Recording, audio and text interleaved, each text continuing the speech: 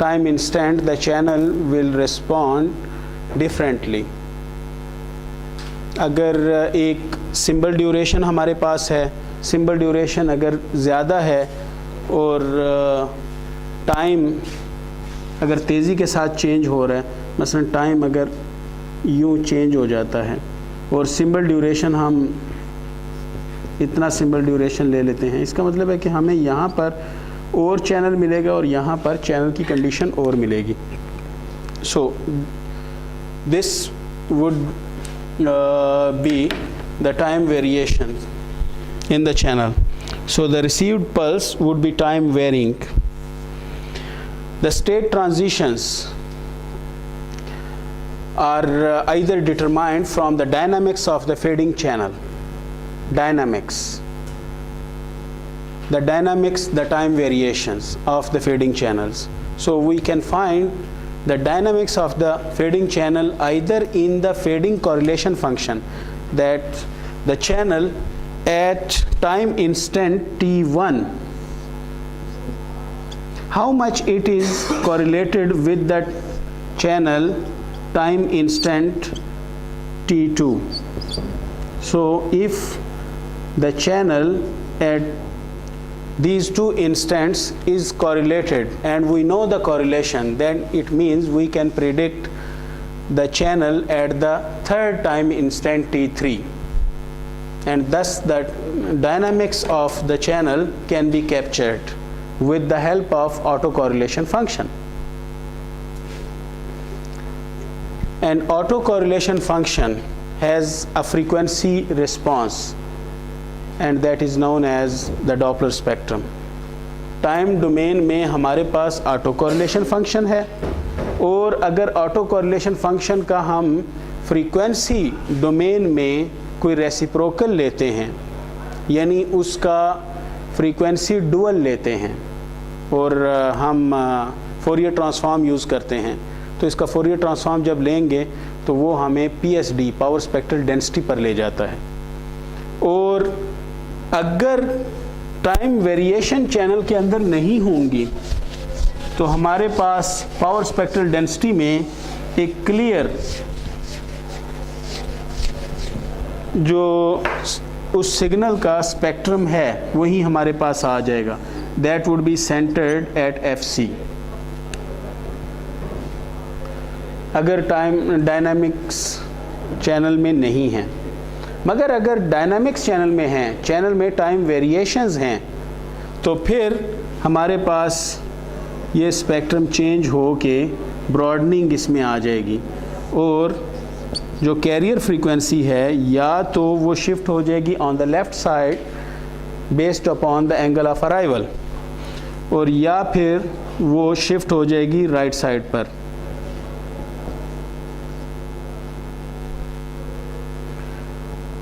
तो जो maximum Doppler है हमारे पास वो डिपेंड करेगा कैरियर फ्रीक्वेंसी पर. जितनी ज़्यादा कैरियर फ्रीक्वेंसी होगी उतना ज़्यादा डॉपलर. और दूसरा वो वेलोसिटी और लाइन ऑफ और वेलोसिटी ऑफ लाइट, इन दोनों के रेशो पर डिपेंड करेगा, क्योंकि दो वेलोसिटीज़ हैं, इनकी रेशो. तो ये थ्योरी ऑफ रिलेटिविटी है, वही थ्योरी जो आइंस्टाइन ने बाद में उसको डेवलप किया, थ्योरी ऑफ रिलेटिविटी. तो असल में देखा जाए तो डॉपलर शिफ्ट वो हिंट था टुवर्ड्स थ्योरी ऑफ रिलेटिविटी की तरफ. और डॉपलर शिफ्ट का कॉन्सेप्ट डॉपलर ने बहुत पहले दे दिया था साइंटिस्ट.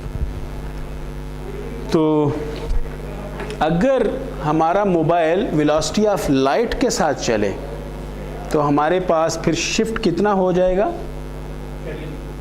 कैरियर फ्रीक्वेंसी के बराबर, यानी बिल्कुल उतना ही, जितनी कैरियर फ्रीक्वेंसी है उतना ही इसमें शिफ्ट ऐड हो जाएगा और फ्रीक्वेंसी डबल हो जाएगी. क्योंकि कैरियर फ्रीक्वेंसी जो भी है, अगर वो रिसीवर ट्रांसमीटर की तरफ ही जा रहा है तो उसकी फ्रीक्वेंसी डबल होगी, और अगर वो अवे जा रहा है तो उसकी फ्रीक्वेंसी 0 होगी। क्यों? क्योंकि मोबाइल वेलोसिटी ऑफ लाइट के साथ जा रहा है, सिग्नल भी वेलोसिटी ऑफ लाइट के साथ आ रहा है। तो लाजमी बात है कि जब सिग्नल तो उसे रिसीव ही नहीं होगा तो उसकी रिसीव्ड फ्रीक्वेंसी 0 हो जाएगी। और अगर वो उसकी तरफ ही जा रहा है तो सिग्नल वेलोसिटी ऑफ लाइट के साथ है, मोबाइल भी वेलोसिटी ऑफ लाइट के साथ है।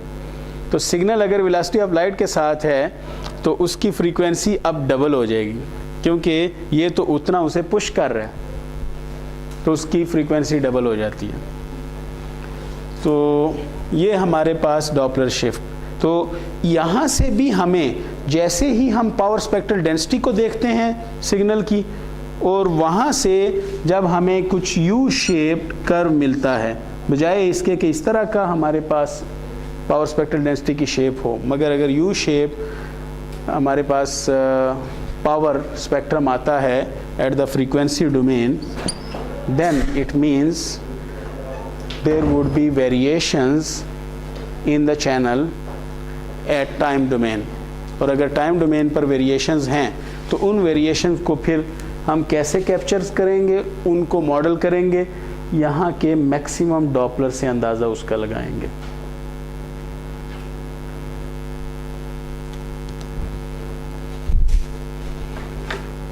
तो डॉपलर फंक्शन और ऑटो कोरिलेशन फंक्शन और fading correlation function, these are the two main parameters that can give us the dynamics in the channel।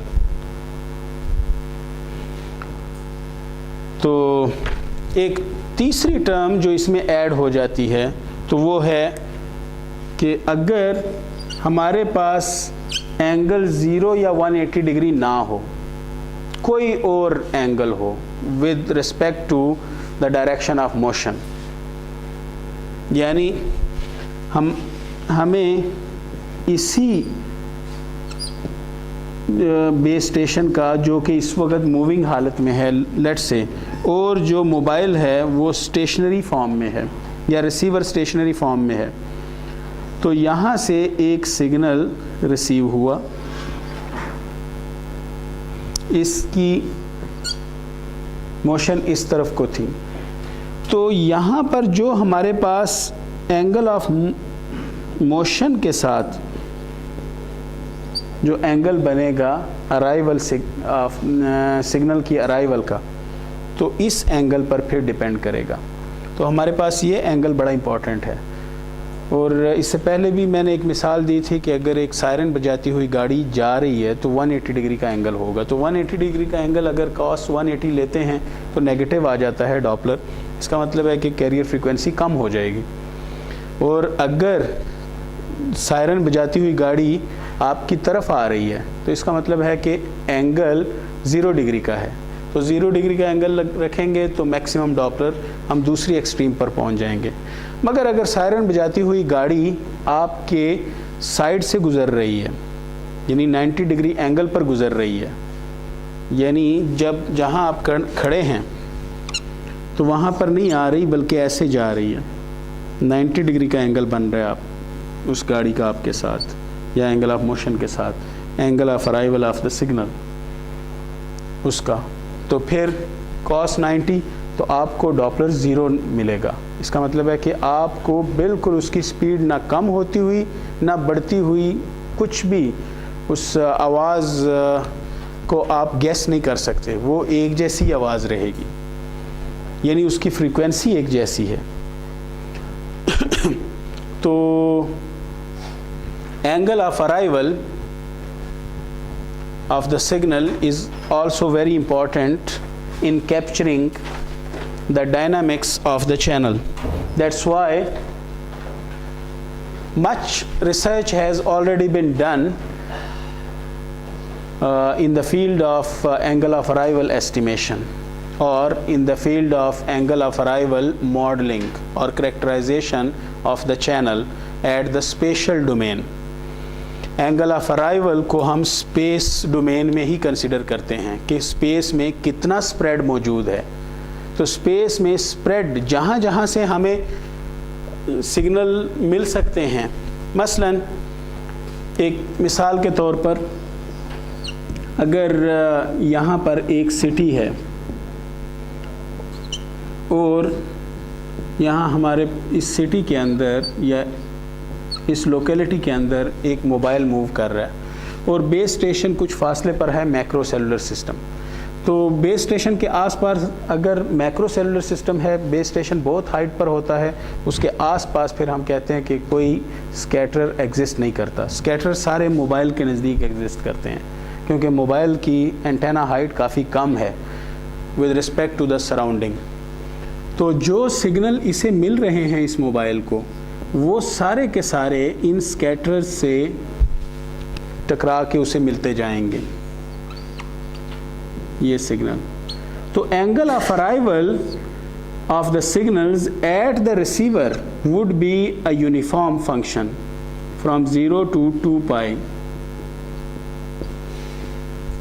Uniform यानी probability of the angle of arrival, probability function, PDF, probability density function, क्योंकि हम model उसे कर रहे हैं।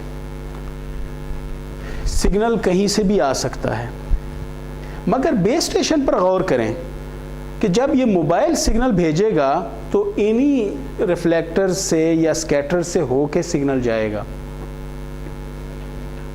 तो signal इसी spread से उसे मिलेगा, इससे बाहर से सिग्नल मिल ही उसे नहीं सकता, क्योंकि कोई ऐसा स्कैटरर नहीं है। बाहर हम कहते हैं कि स्कैटरर एग्जिस्ट नहीं करते, तो कोई ऐसा स्कैटरर नहीं है कि वहाँ से उसे सिग्नल मिले। उसे जो भी सिग्नल मिलेगा इस एंगुलर स्प्रेड के अंदर मिलेगा। तो यहाँ पर जब हम PDF of angle of arrival लेते हैं तो वो ऐसा नहीं होता, बल्कि वो ऐसी शेप रखता है और उसका जो स्प्रेड होता है या स्पैन होता है वो तकरीबन जैसे -25 degree up to 25 degree, and 0 can be considered with the line of sight या center of the city or locality। तो 50 डिग्री का स्प्रेड है या इवन इससे बहुत कम स्प्रेड होता है, और ये डिस्टेंस जितना ज़्यादा होगा स्प्रेड उतना कम होता जाएगा। तो यहाँ पर हमारे पास अगर रिसीवर बेस स्टेशन हो तो डॉपलर की सिचुएशन और होगी। डॉपलर स्पेक्ट्रम कंप्लीटली डिफरेंट होगा क्योंकि एंगल ऑफ अराइवल के मुताबिक डॉपलर होगा। ये जो डॉपलर है यहाँ पर 0 डिग्री और यहाँ पर 180 डिग्री, इसका मतलब ये है कि ये दरमियान में जो एंगल्स हैं उन पर डॉपलर की डिफरेंट सिचुएशंस हैं। और ये जो एंगल है इस पर ये कितना एंगल होगा जिस पर डॉपलर सबसे कम है? हाँ, 90 डिग्री एंगल, और फिर डॉपलर बढ़ता जाता है। तो यहाँ पर तो चूंकि 90 डिग्री और उस तरह के एंगल एग्जिस्ट नहीं करते, तो यहाँ डॉपलर स्पेक्ट्रम बिल्कुल डिफरेंट हो जाएगा। हाँ, यहाँ पर इसके मुताबिक होगा, यानी अगर एंगल ऑफ अराइवल हम कंसीडर करते हैं या चैनल कंसीडर करते हैं while the mobile is receiver, then this sort of spectrum can be observed, but at the base station such spectrum would not be observed। तो ये वो स्टडीज़ हैं जिनमें अब भी रिसर्च हो रही है। ये रिसर्च एरियाज़ मैं बता रहा हूँ क्योंकि इनमें स्पेशल डोमेन में रिसर्च हो रही है इस वक्त भी, और इन बुनियादों पर अभी तक जितने चैनल एस्टिमेटर बने हैं वो इस तरह के स्पेक्ट्रम की मदद से बने हैं। जब एंगल ऑफ अराइवल ये होता है तब फिर डॉपलर स्पेक्ट्रम वो यू शेप्ड होता है, और उसका जो कोरिलेशन फंक्शन है तो तब वो फिर इस शेप में होता है। तो इस तरह का जो चैनल होगा इसको जैक्स मॉडल या क्लार्क मॉडल कहते हैं। सबसे ज़्यादा इस वक्त रिसर्च में यही यूज़ हुआ है। क्लार्क मॉडल 1960s में वो प्रपोज किया गया था, और वो अब तक क्योंकि सबसे इजी है ये वाला, मगर रियलिस्टिकली अगर हम देखें तो बेस स्टेशन पर ऐसा नहीं है। बेस स्टेशन का भी तो रिसीवर है, वहाँ भी परफॉर्मेंस चाहिए हमें, अच्छी परफॉर्मेंस चाहिए, क्योंकि ये पूरा जो कम्युनिकेशन लिंक है ये बॉटल नेक है। तो अगर इसको हम यूं मॉडल करना चाहें तो उसका डॉपलर भी डिफरेंट होगा, उसका ऑटो कोरिलेशन फंक्शन भी डिफरेंट होगा, और इस पर अब भी रिसर्च स्कोप मौजूद है और रिसर्च हो रही है इस डोमेन में। तो ये जैक्स मॉडल है जो सबसे इजी मॉडल। तो एस्टेब्लिश्ड यानी जैक्स मॉडल ही हम आगे स्टडी करते हैं। तो जो कैरियर फ्रीक्वेंसी है वो असल में relative है with respect to the velocity of the mobile, and it is relative with velocity of light.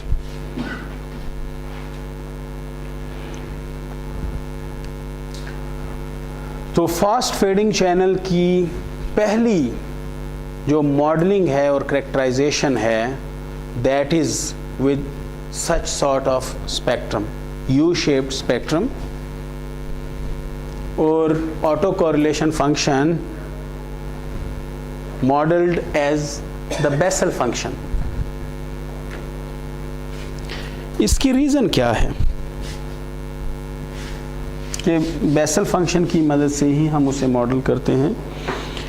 इसकी रीज़न मसलन अगर चैनल कंडीशन चेंज हो रही है, मसलन चैनल यूं चल रहा है, ये कोई एक टाइम डिफरेंट टाइम इंस्टेंट्स पर किसी एक मल्टीपाथ का रिस्पांस है, एक मल्टीपाथ जो हमें मिल रहा है, तो उसका रिस्पांस पहले चैनल ये था, बाद में चैनल ये हुआ, फिर चैनल चेंज हुआ, फिर चैनल चेंज हुआ, और सो ऑन, ये चैनल चेंज होता जा रहा है। गौर करें कि अगर हम टाइम इंस्टेंट यानी यहाँ पर जो पहला चैनल है ये HT1 है,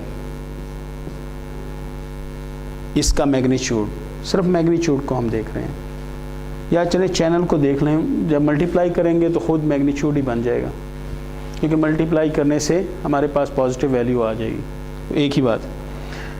और ये जो दूसरे टाइम इंस्टेंट पर जो चैनल है तो वो HT2 है।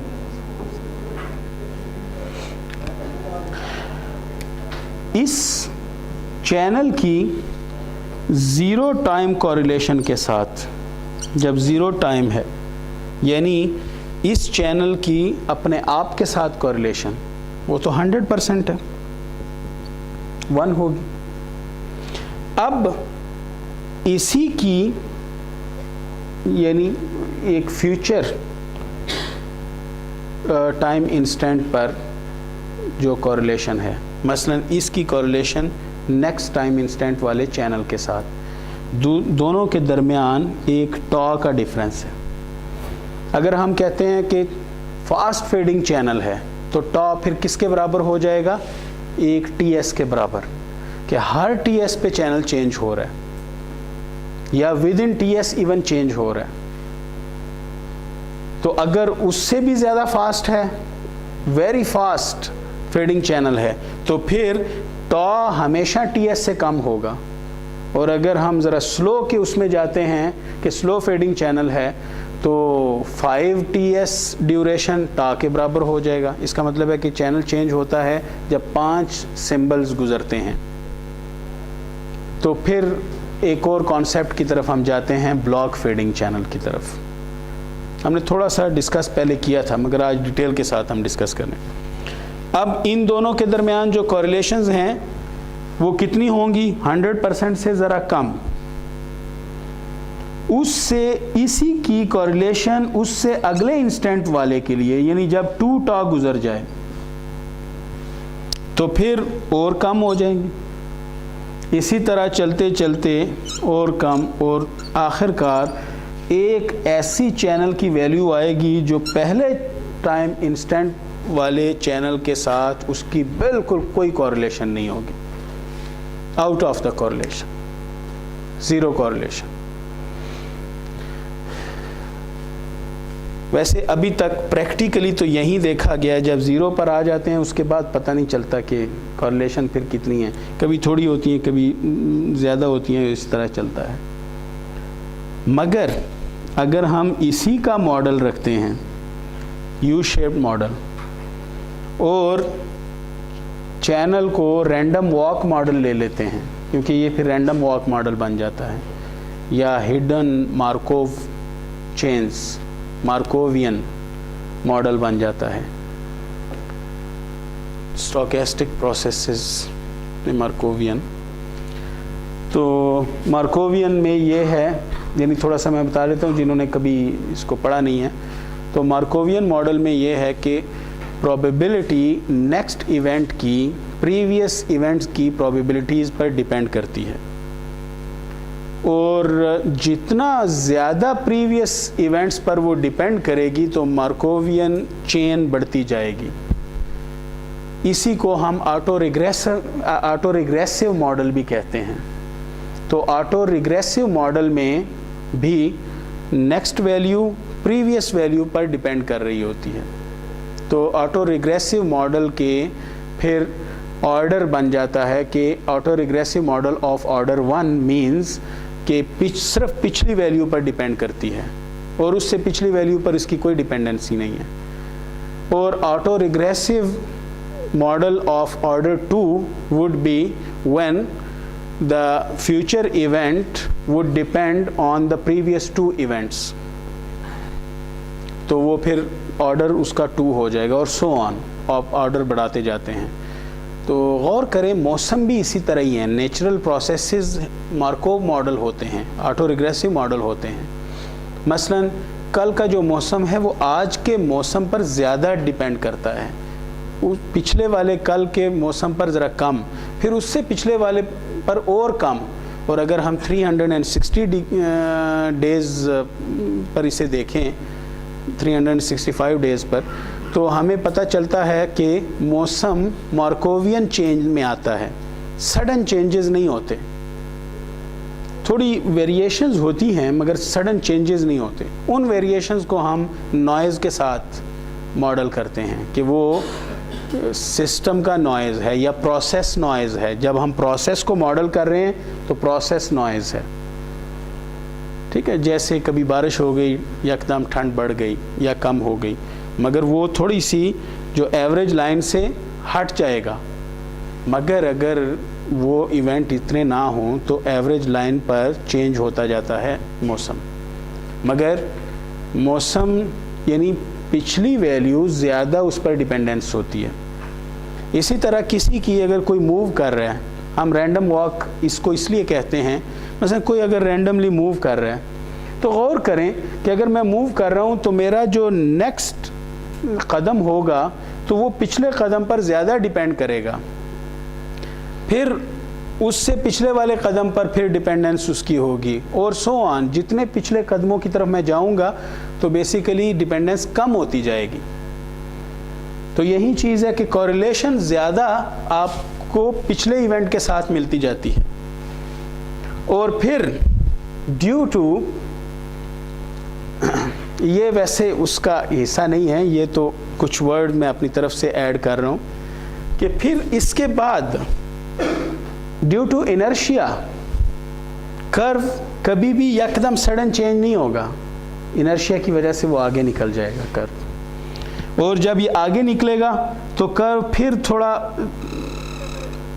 चेंज होगा, फेज़ उसका चेंज होगा, और फिर फेज़ चेंज होने की वजह से वो फिर कर्व पीछे की तरफ आएगा, और फिर इसी तरह ऑसिलेट करेगा ये कर्व। तो इस कर्व को अगर देखा जाए तो ये असल में एक बेसल फंक्शन है of the 0th order, Bessel function, basic Bessel function. और बेसल फंक्शन का जो आर्गूमेंट है तो वो असल में डिपेंड ही मैक्सिमम डॉपलर पर करता है कि मैक्सिमम डॉपलर है कितना उस पर, और दूसरी जिस चीज़ पर डिपेंड करता है वो ये ड्यूरेशन है, यानी जो ये स्पेस हम ले रहे हैं दो इवेंट्स के दरमियान, टॉ इन दिस केस, तो उस लैग वैल्यू पर डिपेंड करेगा। और ये वाली वैल्यू फिर आगे आपका ब्लॉक होगा कि जिसमें चैनल चेंज होता है, या चैनल की वैल्यू आपको मिलती है एक्वायर हो सकती है, तो ये उस पर है। तो अगर आप हर टाइम इंस्टेंट पर यानी हर सिंबल पर आप चैनल देख रहे हैं और चैनल की वैल्यू आपको मिल रही है, तो फिर ये सिंबल ड्यूरेशन पर डिपेंड करेगा। टॉ की वैल्यू सिंबल ड्यूरेशन बन जाएगी। इस तरह के चैनल को मजीद अगर एक्सप्लोर किया जाए, यही चैनल गौर करें, कहां से हमने बात शुरू की, डॉपलर होगा, मोशन होगी तो ये सब कुछ है। मसलन अगर डॉपलर 0 हो जाए तो यहाँ 0 वैल्यू आ जाएगी और इसकी वैल्यू 1 हो जाएगी। तो डॉपलर अगर 0 हो जाए तो इसमें कोई चेंज ही फिर नहीं होगी, फिर चैनल की सारी वैल्यूज़ एक जैसी होंगी। और अगर चैनल की सारी वैल्यूज़ एक जैसी होंगी, कॉरिलेशन क्या हो जाएगा, 1 पर रुक जाएगा। सब पर एक ही 100% कॉरिलेशन मिलेगी, क्योंकि चैनल तो चेंज ही नहीं हो रहा, चैनल तो रुका हुआ है। ठीक है, और ये स्पेक्ट्रम यहाँ से कहाँ आ जाएगा, ये वापस अपनी FC पर आ जाएगा, क्योंकि डॉपलर ख़त्म हो जाएगा। तो ये तो सारी चेंज जो है वो किसकी वजह से है, मोशन की वजह से। तो मोशन की वजह से फास्ट फेडिंग है। इसका मतलब है जितने भी ये मॉडल होंगे वो फास्ट फेडिंग मॉडल ही हैं।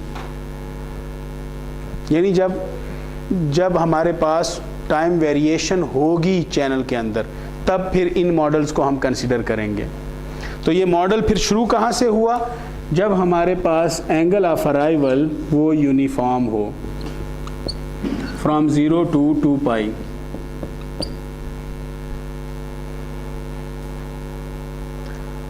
अब जब एंगल ऑफ अराइवल हमारे पास यूनिफॉर्म है, तो इसका मतलब है कि चैनल अगर कम्प्लेक्स होगा तो उसका फेज भी यूनिफॉर्म ही होगा। तो इस तरह हम चैनल से ही शुरू कर लेते हैं कि चैनल का जो कोई एक मल्टीपाथ है जो टाइम वेरिंग है, तो उसके फिर पार्ट, एक उसका रियल पार्ट है और एक उसका इमेजिनरी पार्ट है। तो रियल पार्ट और इमेजिनरी पार्ट दोनों मिलकर कम्प्लेक्स बना रहे हैं चैनल को।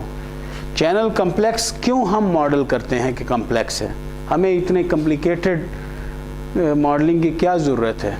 उसकी रीज़न ये है कि जो कम्प्लेक्स वेरिएबल्स हैं, तो इनको हम मैग्नीट्यूड वाइज और फेज वाइज हम रिप्रेजेंट कर सकते हैं। अब क्योंकि चैनल के अंदर डिले होता है, ये तो हम प्रैक्टिकली ऑब्जर्व करते हैं, इसका मतलब है कि फेज़ रिस्पांस इसका ज़रूरी है। फेज़ होगा, डिले होगा तो फेज़ होगा, फेज़ शिफ्ट होगा, फेज़ वेरिएशन होगी। और चैनल अटेन्यूएटिंग है, इसलिए इसका एम्पलीट्यूड रिस्पांस भी होगा, इसका कुछ ना कुछ गेन होगा, यानी हर दफ़ा ये डिफरेंट गेन देगा। तो फिर हमारे पास कम्प्लेक्स वेरिएबल रिप्रेजेंटेशन रह जाती है, इसलिए चैनल कम्प्लेक्स है। अगर चैनल कम्प्लेक्स है तो अब उसके जो दोनों कंपोनेंट हैं, कम्प्लेक्स वेरिएबल कंपोनेंट्स हैं, कार्टेशियन कंपोनेंट्स, तो वो फिर हमें फिर मॉडल करने होंगे। तो उनके मॉडल की तरफ जब हम जाते हैं तो वो कोई वैल्यू फ्रॉम -∞ टू इन्फिनिटी वो कोई वैल्यू ले सकता है, मगर ऑब्ज़र्व किया गया है कि ज़्यादा जो वैल्यूज़ आती हैं तो वो या ये वेरिएबल 0 होता है या ये वेरिएबल 0 होता है। मसलन अगर फेज़ का जो दूसरा वेरिएबल है वो 0 हो जाए, इमेजिनरी वेरिएबल, तो फिर इसका मतलब है कि चैनल वो सिर्फ अटेन्यूएटिंग है, उसमें डिले नहीं है। हाँ, ऐसा हो सकता है।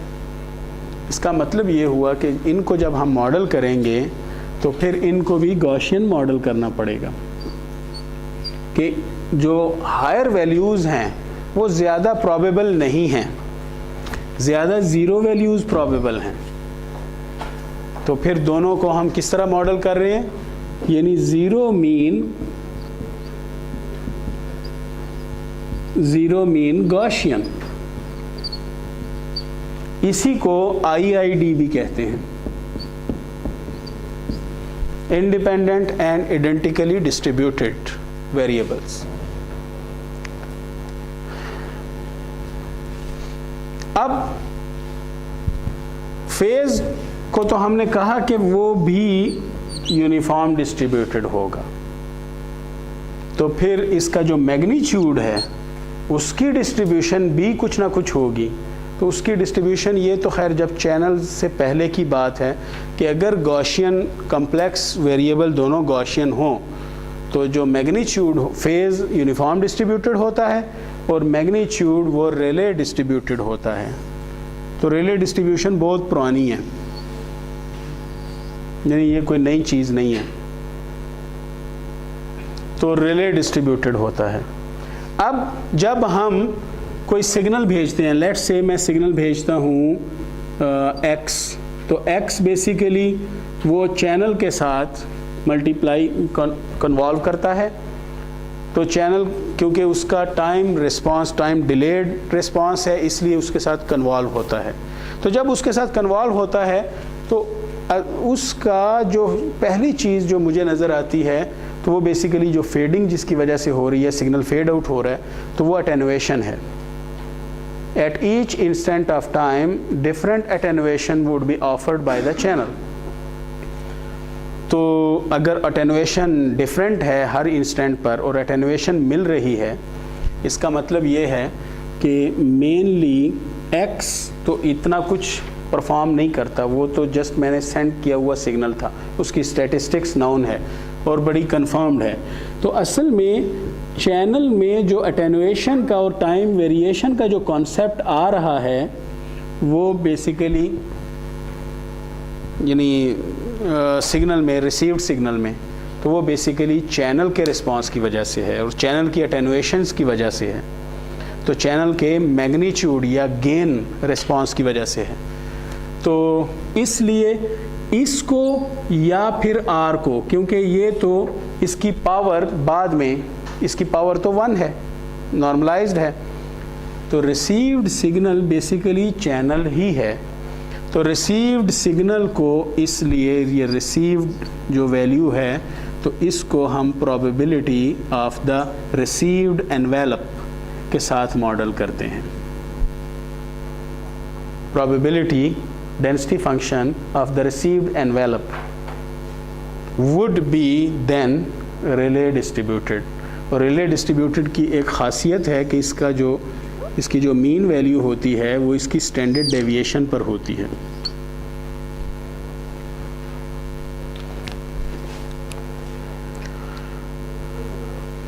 अब और ये जो रिसीव्ड एनवेलप है ये बेसिकली चैनल का मैग्नीट्यूड रिस्पांस है।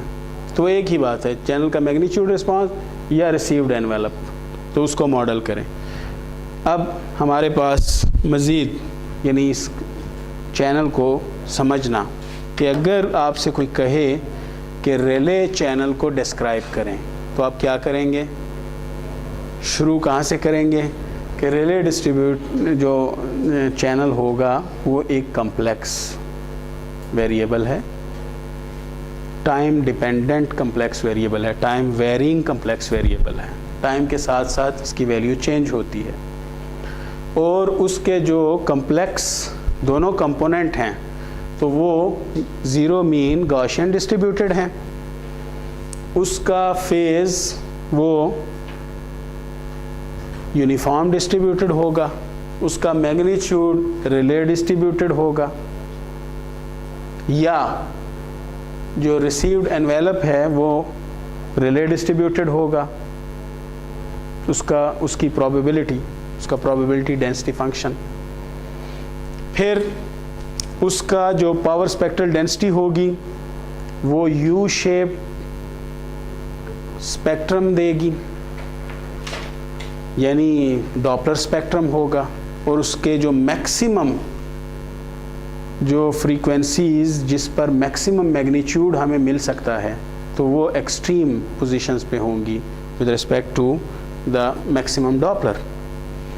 और चैनल का जो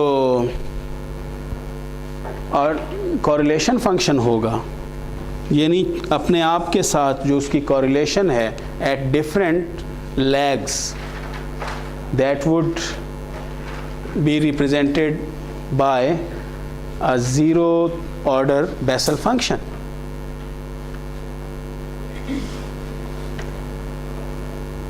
तो ये हमारे पास एक रिले चैनल मॉडल बन जाता है। तो रिले चैनल मॉडल असल में प्रोबेबिलिस्टिक मॉडल है। सॉरी, मैं शुरू में मुझे ऑन करना चाहिए था जब बोर्ड पर आ गया था। तो ये बेसिकली क्या है, रिले मॉडल एक प्रोबेबिलिस्टिक मॉडल है चैनल का।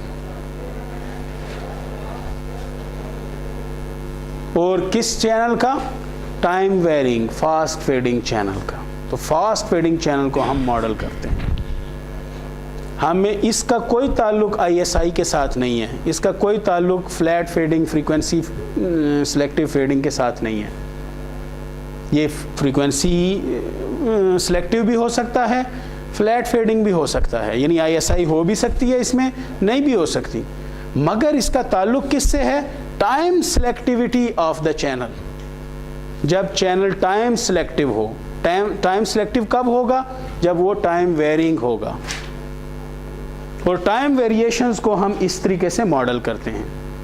और कम्युनिकेशन में ये एक मुश्किल पार्ट है। बहुत लोगों को कम्युनिकेशन में क्योंकि जब भी आपने वायरलेस कम्युनिकेशन में रिसर्च करनी है तो आपको इसकी फुल एग्जैक्ट अंडरस्टैंडिंग होनी चाहिए, क्योंकि आप फिर रिसर्च नहीं कर सकते जब आपको बेसिक चैनल के मॉडल का ही नहीं पता होता।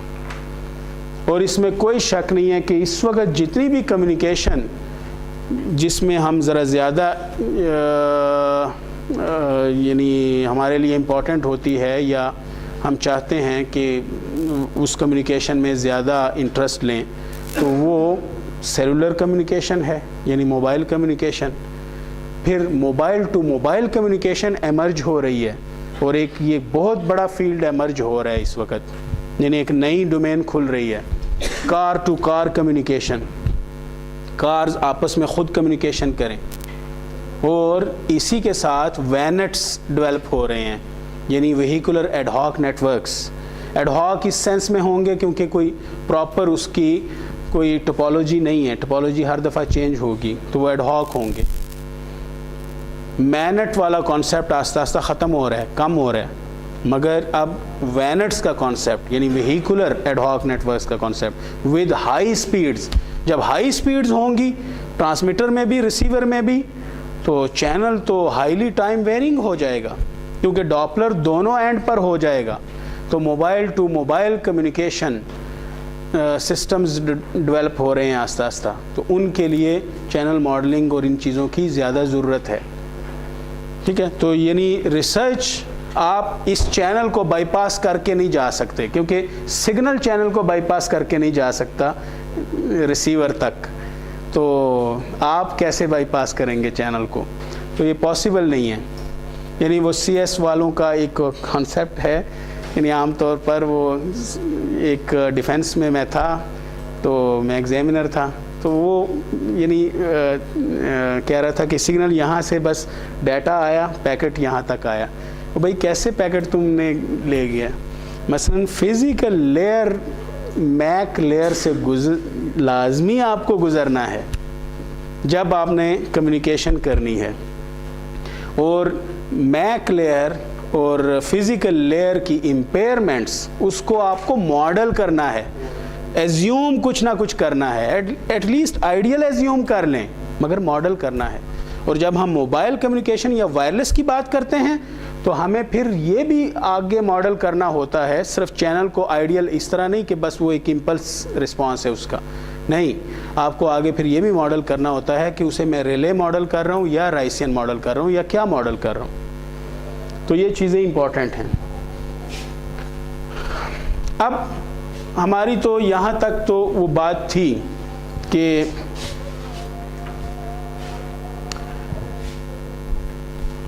जब हमारे पास तमाम जितने भी